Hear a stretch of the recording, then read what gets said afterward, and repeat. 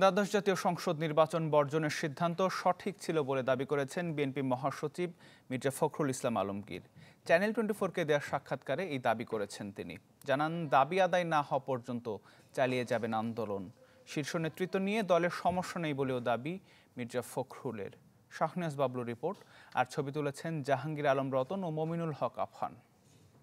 Walton fridge কিনে অনেকের মতো আপনিও হয়ে যেতে পারেন মিলেনিয়াল। সেরা পণ্যের সেরা অফার। সেইটা আর হবে না। 2014 সাল এই দেশে নির্বাচন হবে সকল দলের অংশগ্রহণে।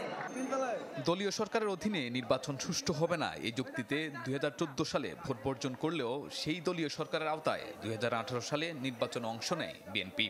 পরে 2018 সালের অভিজ্ঞতা মাথায় রেখে ফের নির্বাচন বর্জনের পথে হাঁটে 2024 সালে। কিন্তু বিএনপির এই নির্বাচন বর্জন কতটা যৌক্তিক তা নিয়ে আছে নানা আলোচনা সমালোচনা। তবে চ্যানেল 24-কে দেয়া একান্ত সাক্ষাৎকারে বিএনপি মহাসচিব মির্জা ফখরুল ইসলাম আলমগীর বললেন, দলটির নির্বাচন বর্জনের সিদ্ধান্ত সঠিক ছিল, কারণ সুষ্ঠু নির্বাচনের ন্যূনতম পরিবেশও ছিল না। আমরা নির্বাচনে যাইনি, এটা অনেকে অনেক রকম সমালোচনা করছেন। নির্বাচনে যাব কিভাবে?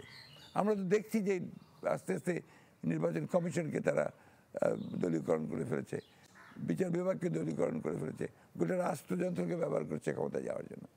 সেই অবস্থায় এটাকে বর্জন করা ছাড়া আর তো কোনো উপায় ছিল না। তো আমি নির্দলীয় সরকারের অধীনে সুষ্ঠু নির্বাচনের দাবিতে যে আন্দোলন বিএনপি করে আসছিল তাও ব্যর্থ হয়েছে। এই অবস্থায় বিএনপির সামনে করণীয় কি? এমন প্রশ্নের জবাবে তিনি বলেন, বিএনপি একটি গণতান্ত্রিক দল, তাই গণতন্ত্র পুনরুদ্ধারের এই আন্দোলন গণতান্ত্রিক পন্থাতেই চালিয়ে যাবে। সরকার পক্ষ এটা করে যে বিএনপি ভুল করছে। আসলে এই পরিস্থিতি বিএনপি আর কি করতে পারতো? বিএনপি একটা লিবারেল ডেমোক্রেটিক পলিটিক্যাল পার্টি। সেই লিবারেল পলিটিক্যাল ডেমোক্রেটিক পার্টি হিসেবে বিএনপি সবই চেষ্টা করেছে। আন্দোলনে ব্যর্থতার পেছনে বিএনপির শীর্ষ নেতৃত্বের ভূমিকা নিয়েও আছে সমালোচনা। তবে তা মানতে নারাজ মির্জা ফখরুল ইসলাম আলমগীর। সাধারণ সাংগঠনিক দক্ষতা তার অসাধারণ। এটা আমি মাঝে মাঝে নিজেই বিস্মিত হই। তিনি অতি অল্প সময়ের মধ্যে গোটা বাংলাদেশের বিএনপিকে তিনি অর্গানাইজ করে ফেলেছেন। না ভবিতব্য। প্রায় 1.5 যুগ ক্ষমতার বাইরে থাকলেও বিএনপির প্রতি জনগণের ভালোবাসা আরও বেড়েছে বলেও দাবি করেন তিনি।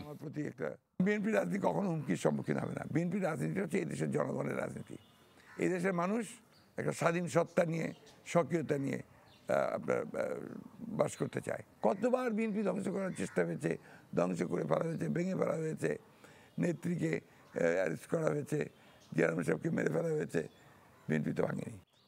এই রাজনীতিবিদের পরামর্শ, দেশের সুন্দর ভবিষ্যতের জন্য মেধাবী তরুণদের রাজনীতিতে আসা উচিত। শতকরা 90 জন লোক বিএনপির রাজনীতির সঙ্গে একমত। শাহনেওয়াজ বাবলু, চ্যানেল 24, ঢাকা।